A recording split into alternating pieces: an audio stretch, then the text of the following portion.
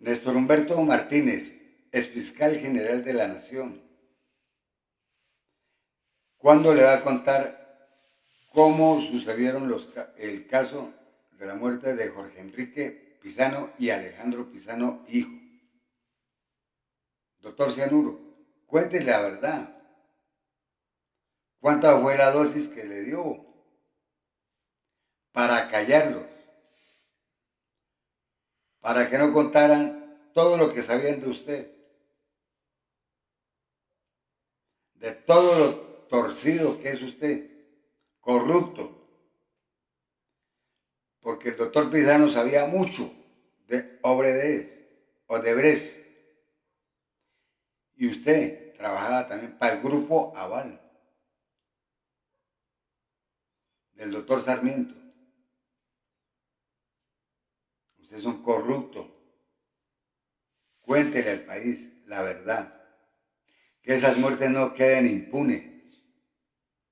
La muerte del doctor Jorge Enrique Pizano y Alejandro Pizano, hijo, tienen que conocerse. No como muchas muertes, no como muchas desapariciones en ese país. Usted, doctor Cianuro, tiene que pagar por todo el daño que le hizo a esa familia. Y solo por el hecho de enriquecerse más, de robar. Y no le bastó con robar, sino asesinar. Supuestamente que es que amigo. ¿Qué tal un amigo de estos? Un cretino de estos asesino como amigo. ¿Hasta dónde llega el colmo? Doctor Cianuro. Colombia no se olvida de esos crímenes.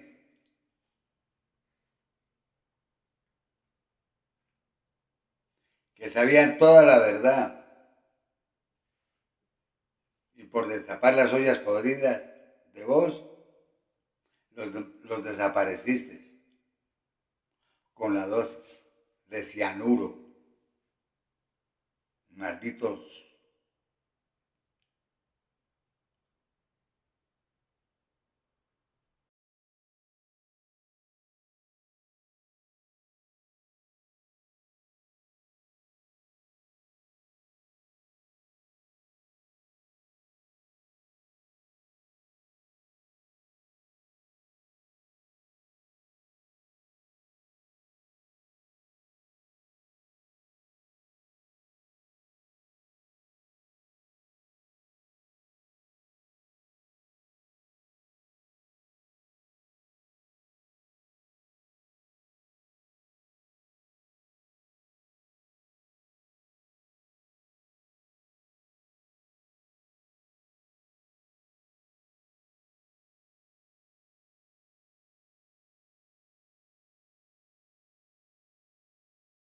Jorge Enrique Pizano era el auditor del proyecto Ruta del Sol 2, adjudicada a Odebrecht y al grupo Aval.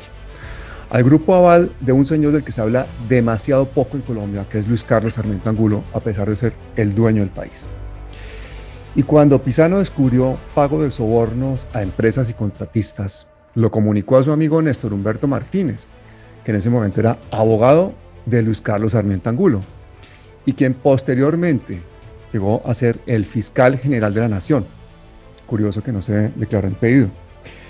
Bueno, buena parte de los colombianos, de verdad que no nos conformamos con las explicaciones que dio la fiscalía de Néstor Humberto Martínez, ex abogado de Luis Carlos Sarmiento y ahora fiscal, de que la muerte de Pizano fue por causas naturales y que la de su hijo por accidente. Tampoco nos gustan las prisas del actual fiscal Barbosa de cerrar el caso, ni el engaño y la manipulación que hubo clarísimamente en medicina legal. Y mucho menos el silencio de algunos medios de comunicación respecto a todo lo que tenga que ver con este caso y con Luis Carlos Sarmiento Angulo. Así que tuvimos una alegría muy grande estos días al enterarnos de que nuestro amigo, colaborador y admirado abogado se iba a encargar de llevar la causa de la familia. Miguel Ángel del Río, bienvenido.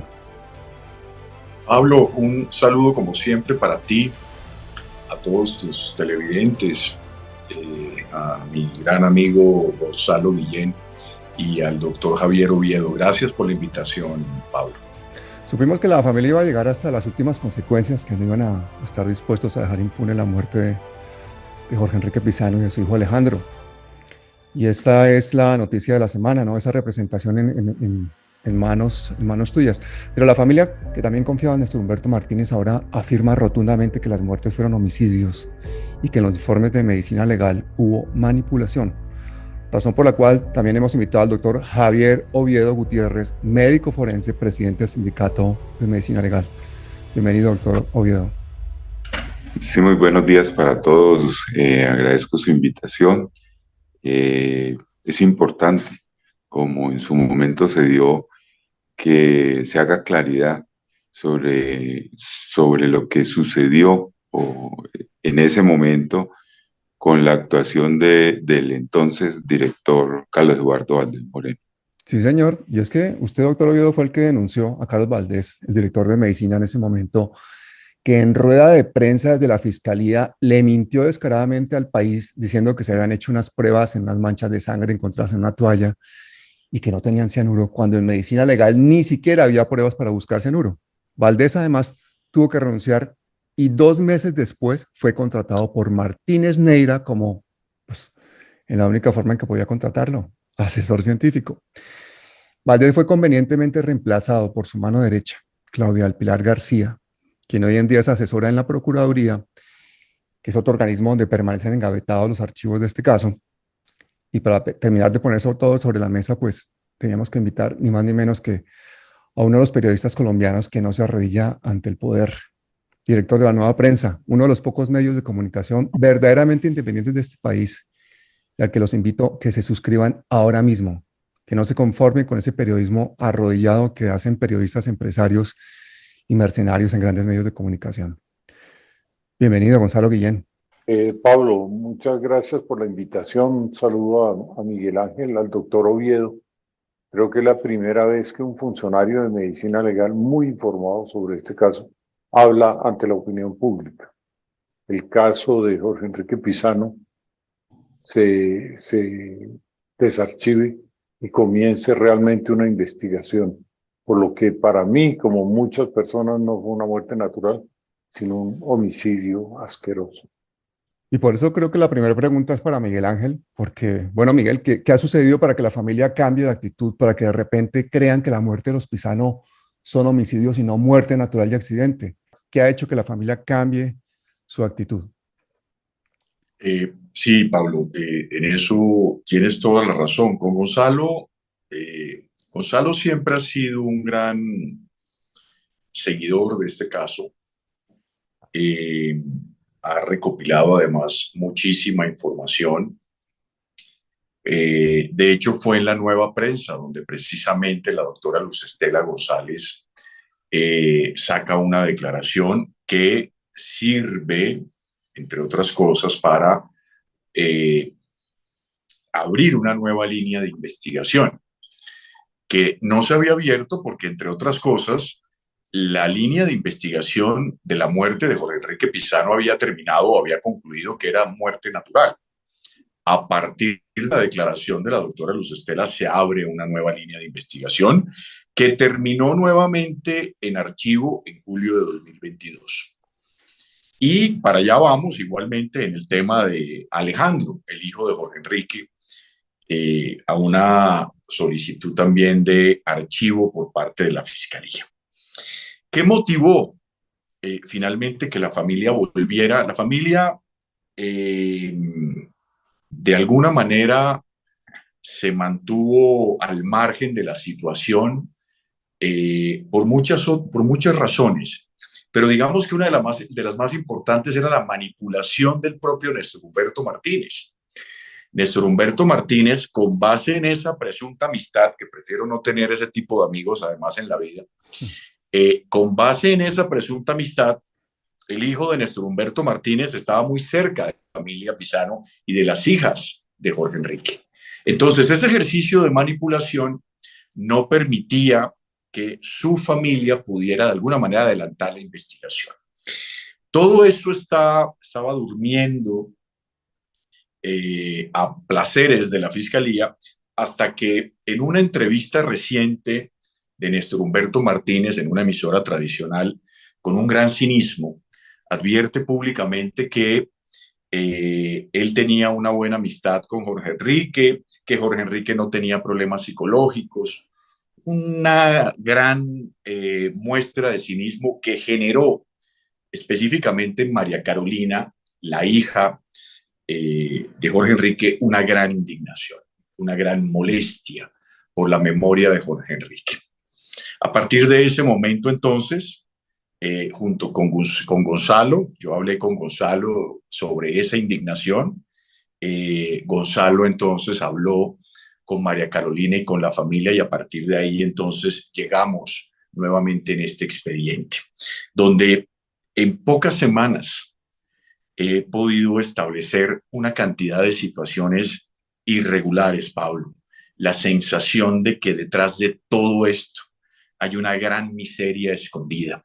Y para ponerle solo un ejemplo, para que los demás invitados puedan dar su exposición, el dictamen de medicina legal de Jorge Enrique es bastante precario. Hay un ejercicio muy importante, y es que el día de la muerte de Jorge Enrique Pizano, la Fiscalía General de la Nación se llevó unas cámaras y unas grabaciones. Eso no aparece. De hecho, la solicitud de archivo que hizo la Fiscalía en su momento en la línea investigativa de Alejandro fue revocada por una juez de control de garantías de Funza, advirtiendo que dónde estaban las grabaciones que habían sido llevadas el día de la muerte de Jorge Enrique.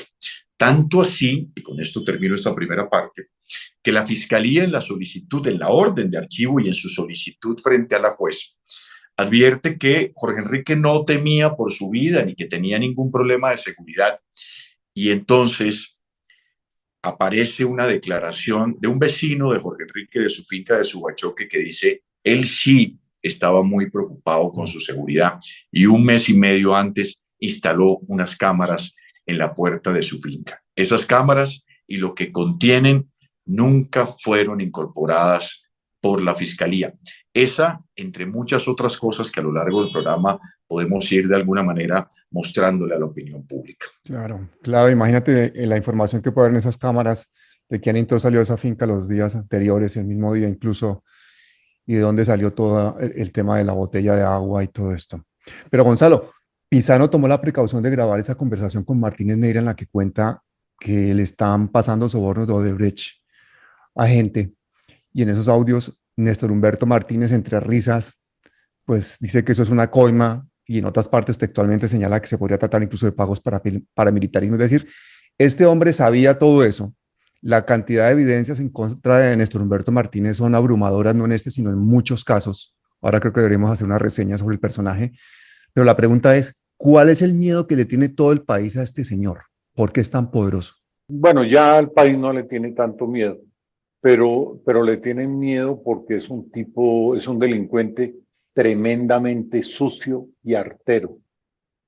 El tipo es tan sucio como, por ejemplo, el caso de Pizano, lo ilustra perfectamente. Eso de que él era amigo de Pizano es mentira.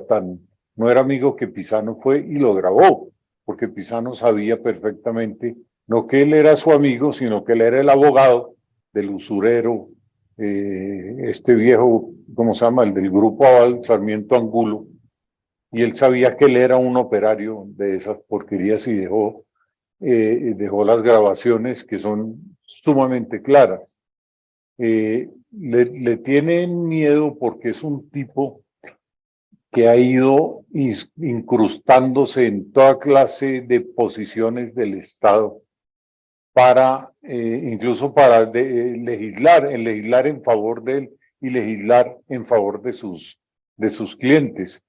Y llega a extremos tan tenebrosos, por ejemplo, como el entrampamiento de la paz, un esfuerzo tan grande que hizo el país, que además no es solamente el proceso de paz de Santos, sino es un proceso muy largo que comienza, digamos, desde el Caguán, que fue algo muy complicado, que gracias a eso se puede dar el segundo proceso de paz con Santos. Todo eso lo volvió pedazos, es un tipo tremenda y absolutamente inmoral y sucio.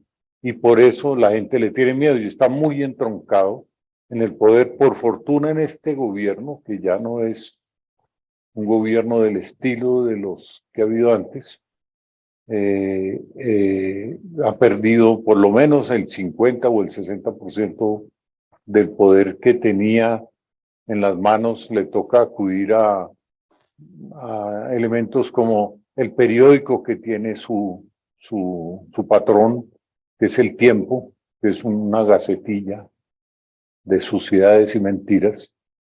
Entonces, por eso es que le han tenido miedo, además que es muy efectivo en sus estrategias de despedazar a la gente. El presidente Petro lo ha llamado un delincuente, lo ha dicho en sus debates en el Congreso, y yo estoy de acuerdo con eso. Yo digo, es un delincuente, es un criminal. Es que para la gente joven que nos está oyendo, yo creo que le tenemos que dar un pequeño contexto de quién es Néstor Humberto Martínez. Para que se hagan una idea, imagínense los cargos que ha tenido. Superintendente con Virgilio Barco, ministro de Justicia con Samper, embajador en Francia, ministro del Interior con Pastrana. Su amigo Santos, presidente Santos, incluso le crea un superministerio y lo hace ministro de Presidencia. Y se lo deja colocado de fiscal general a Duque, que lo hereda encantado. Y el tipo es muy hábil. Renunció como fiscal en 2019 por el entrampamiento por narcotráfico que le montó a Santrich. Duque intenta nombrar a un embajador en España y ahí nos paramos duro todos. La sociedad civil, los progresistas, buena parte de la oposición española, y no lo permitieron ser embajador en España, pero quería que fuera incluso embajador en España. Durante la última década, este tipo se ha dedicado sobre todo al sector privado, desde su firma legal de Martínez Neira, de la que ha hecho muchas asesorías y muy importantes, sobre todo de fusiones, compras bancarias, como la del Banco Colpatria con Corpavi, la del Banco Bogotá, Megabanco Superior, Da Vivienda, y desde allí ha sido asesor legal de cabecera de Luis Carlos Sarmiento Angulo en muchos de sus negocios más importantes. O sea, imagínense por qué es intocable este tipo. Y esa es la razón por la cual muchos se refieren a él como el hombre de Sarmiento, ¿no? Esos negocios incluyen, por ejemplo, la compra del tiempo, que lo compró el grupo español Planeta, el trámite regulatorio del grupo Aval ante la Securities Exchange Commission de Estados Unidos, que es la superfinanciera gringa, para que pudiera transar en la bolsa de Nueva York, o la compra de Promigas. O sea, es un tipo que ha estado en todo el entramado empresarial duro de Luis Carlos Sarmiento. Dicho esto, ahora sí le quiero preguntar al doctor Oviedo. Doctor Oviedo, usted, esas denuncias que hizo en el año 2018, ¿cuáles fueron? ¿Qué pasó con esas denuncias y a dónde llegaron? Sí, muchas gracias. Pues voy a hacer un recuento de lo que pasó en esa época, entre noviembre y diciembre del 2018.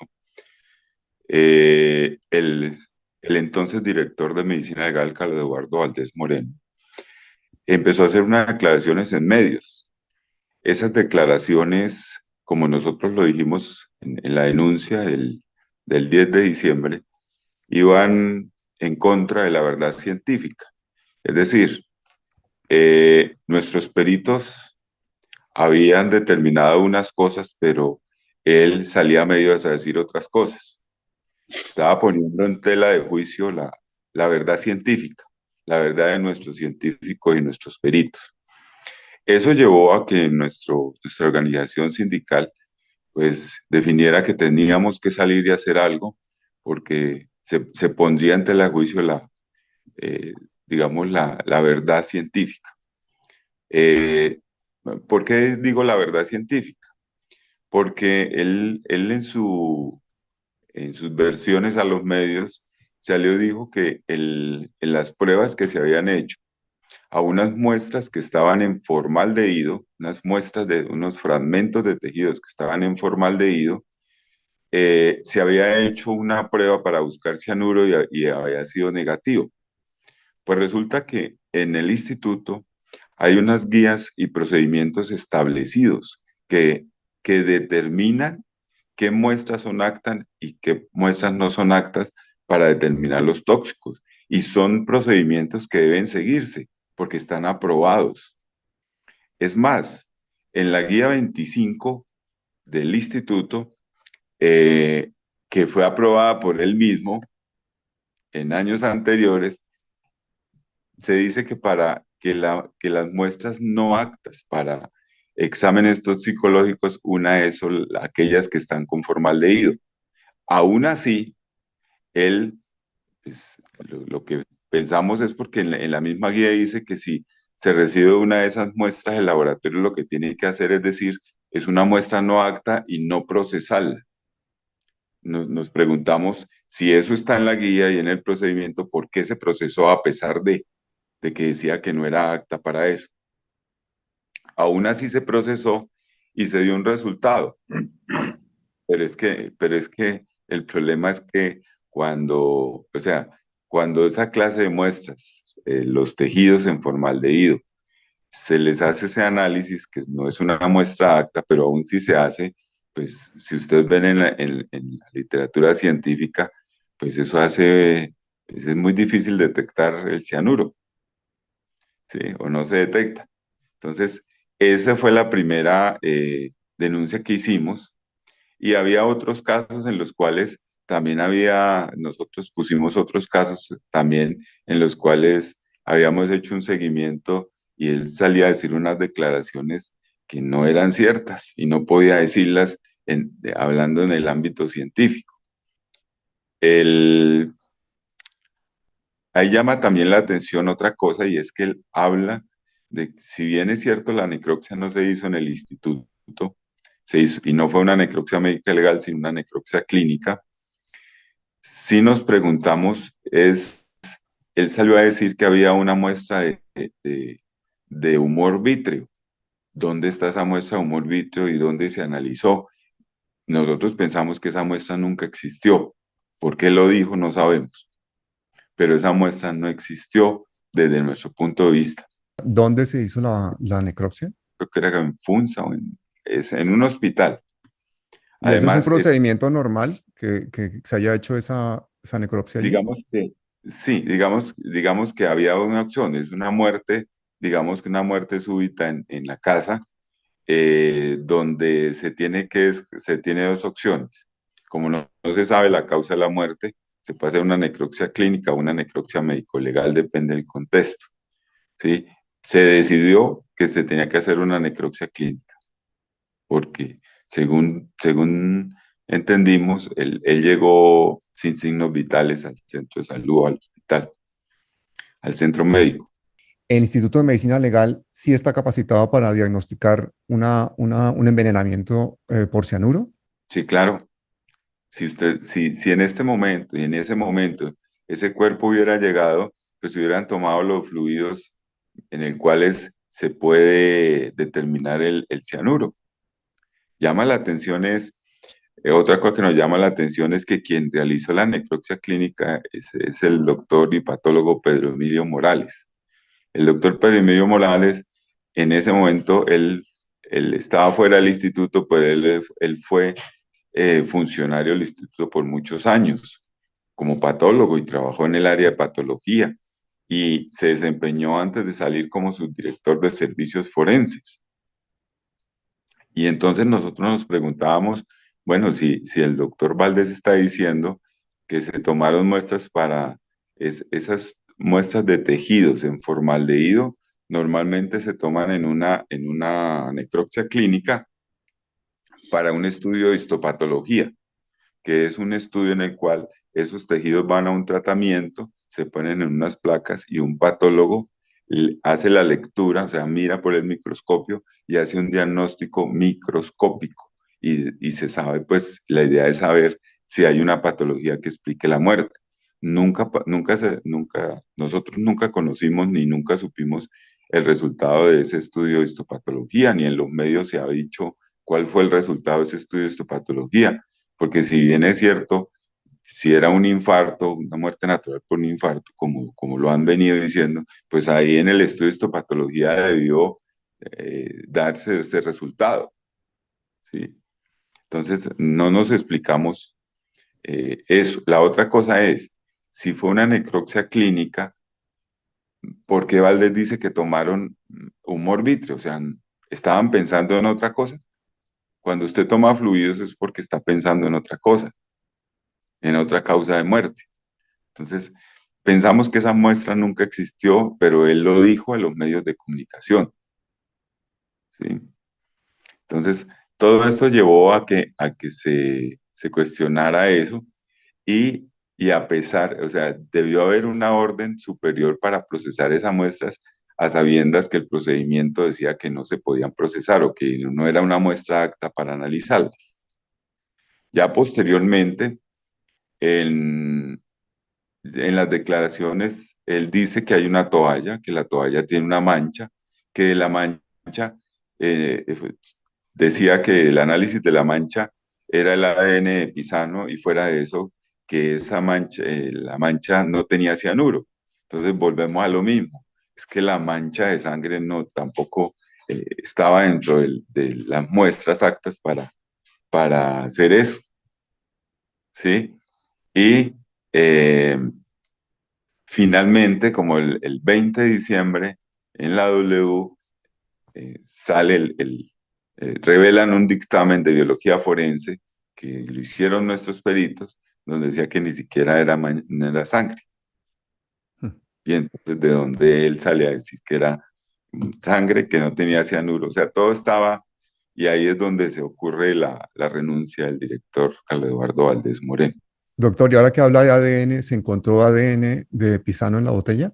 Esa es la otra cosa, no sabemos, de ese no conocemos el resultado, pero sí llama la atención que él hablaba que en la botella sí había cianuro y que el hijo muere por eso, y que en él sí había cianuro, y que la botella estaba en la casa, ¿sí? También hay una serie de incongruencias porque aparece un frasco donde encuentran ADN de Pisano y un tarro con cianuro, donde encuentran ADN de Pisano. Y en el caso Entonces, del hijo, sí se comprobó que ha sido una muerte por intoxicación por cianuro. sí, exactamente. Eso es lo que hablan las declaraciones a los medios, ¿sí? Y esa es la información que a la cual nosotros pues, hemos tenido acceso y es a la de los medios. Y es por esa información de los medios donde nosotros empezamos a decir, esto no es cierto, él está diciendo mentira, eso no es cierto científicamente.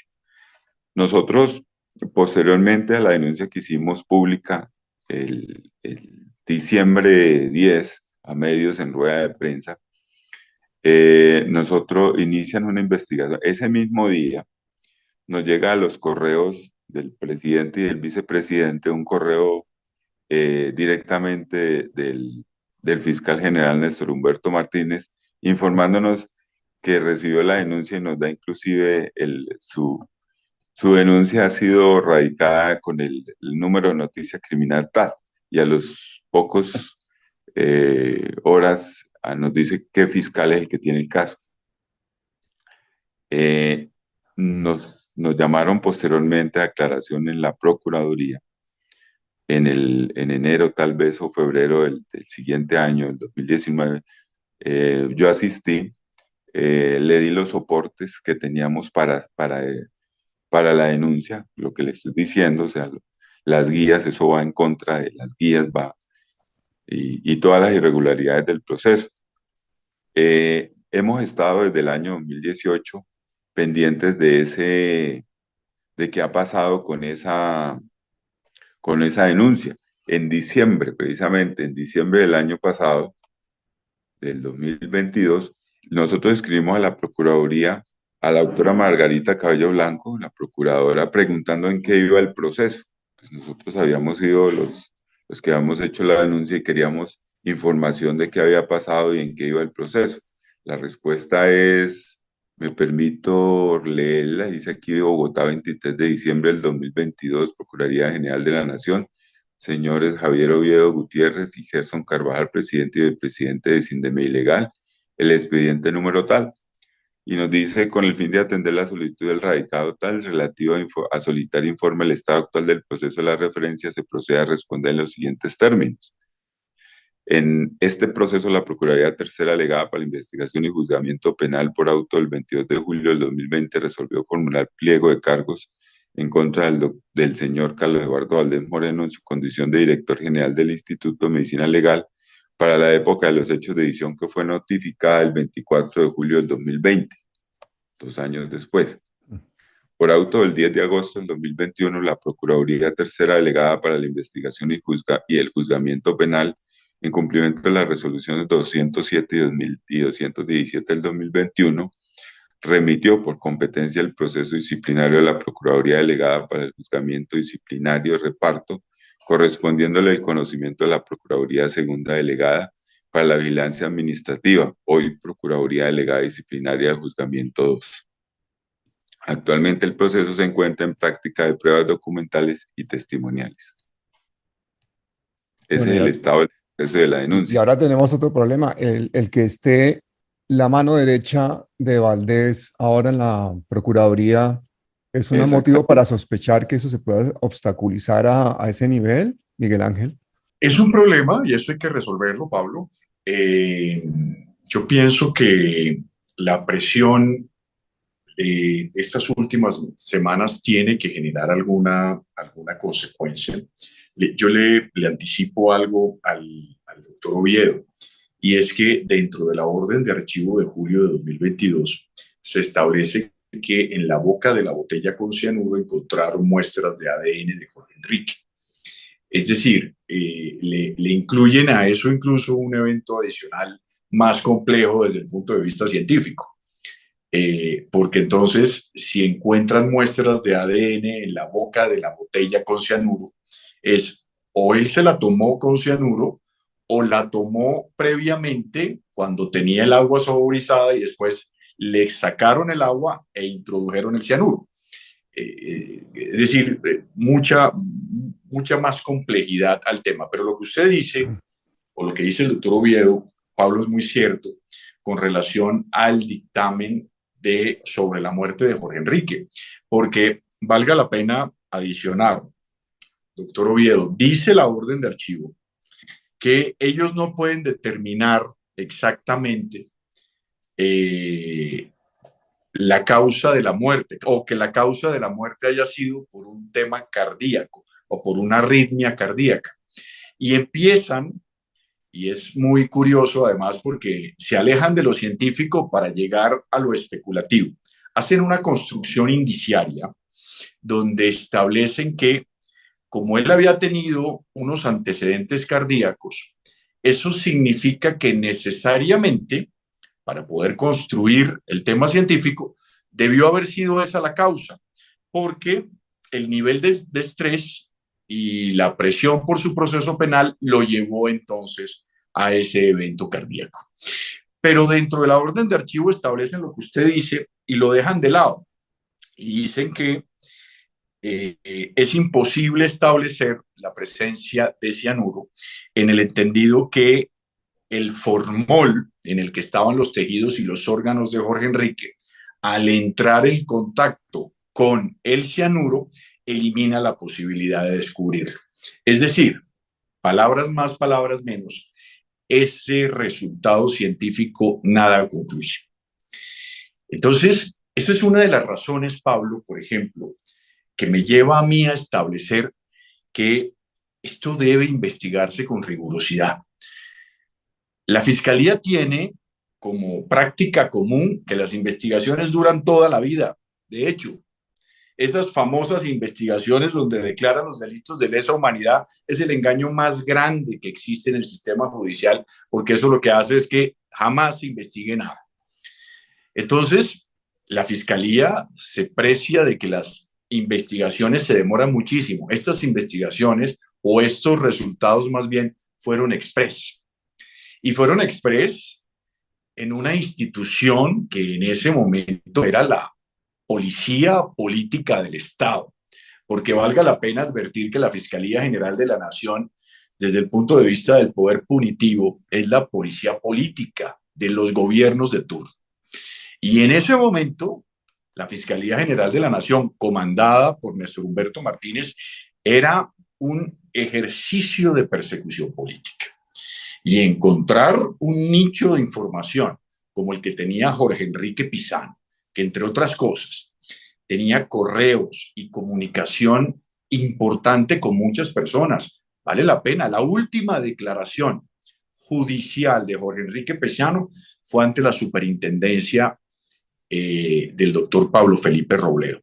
Ahí dio una declaración muy fuerte, entregó elementos material probatorio poderosos sobre cómo las empresas asociadas a Odebrecht cometían delitos, incluyendo las empresas de Luis Carlos Sarmiento Angulo. ¿Y a quién le entrega esa información? Pues al hombre que sería el más poderoso del país, dueño de la policía política del Estado. Evidentemente las consecuencias iban a ser esas. Si Jorge Enrique no tenía ninguna inquietud con su seguridad, ¿por qué razón entregaba información valiosa pocos días y pocos meses antes de morir a periodistas en este país? ¿Cuál era su propósito? ¿Por qué razón advirtió que solamente saliera su declaración si él moría? Era porque sabía perfectamente que tenía pasos de animal grande. Recordemos algo muy importante, muy importante. En esa famosa grabación, donde Jorge Enrique le está contando todos esos detalles de conductas delictivas al interior de la Ruta del Sol 2, Néstor Humberto Martínez, con algo de sorna, advierte dos cosas. Primero, él mismo nombra todos los delitos que se están cometiendo. Y segundo, le pide tener prudencia y que no le dé esa información a nadie. Y cuando Néstor Humberto Martínez se convierte en fiscal general de la Nación, una de las persecuciones judiciales más grandes en ese momento de la fiscalía fue a Jorge Enrique Pizarro por un proceso de 2009 que desde que comenzó no tenía ninguna implicación con Jorge Enrique Pizarro y lo aceleraron en los años de la fiscalía de Néstor Humberto. El abogado en ese momento de Jorge Enrique Pizarro, el doctor Monroy, le advertía: aquí hay una persecución inaceptable. Y el propósito que tiene el fiscal que está llevando el caso del contrato Tunjuelo-Canoas va a dictar una orden de captura, porque esa, según el abogado de Jorge Enrique Pizarro, era una orden de Néstor Humberto. Es decir, conclusión para los televidentes: la información que tuvo Néstor Humberto Martínez por parte de Jorge Enrique Pizarro de todos esos actos delictivos se transformó en un silencio y en persecución judicial. Y eso entonces se vio reflejado que en la fiscalía de Néstor Humberto Martínez archivaron ambas investigaciones. Y él salió, entre otras cosas, a decir que la muerte de Alejandro había sido un accidente. Y con eso entonces pensó que se acababa esta tragedia. Pero evidentemente no es así. Y para responderle su pregunta, Pablo, que le di una vuelta larga para llegar a la conclusión, es que por más presión que tengan las autoridades, y esa denuncia del doctor Oviedo hay que agilizarla, hay que presionarla, porque no es posible que nos mientan a todos los colombianos y nos digan que encontraron unos rastros de sangre donde no hay cianuro, cuando no era ni sangre, y mucho menos van a encontrar cianuro en un espacio que no tiene ninguna posibilidad de ser susceptible de análisis científico. Aquí hay que respetar a las autoridades. Mire una cosa importante, Pablo, Gonzalo y doctor Oviedo. Después de la denuncia de la doctora Luz Estela González en su momento ante el fiscal Espinosa, que compulsaron copias para abrir la línea investigativa de Jorge Enrique Pizarro, hay un allanamiento. Se llevan una cantidad de información de gran importancia. La propia familia de Jorge Enrique, su esposa Inés y sus hijas, entregaron de manera desprovista porque pensaban que la información iba a ser depositada en manos del amigo de Jorge Enrique Pizarro, que era el fiscal general de la Nación, para entonces de manera espontánea y deliberada y de manera justa hacer justicia en favor de su amigo. Pero ¿sabe qué hicieron? Toda esa información que debía ser puesta en manos de un juez de control de garantías para legalizarla, no lo hicieron.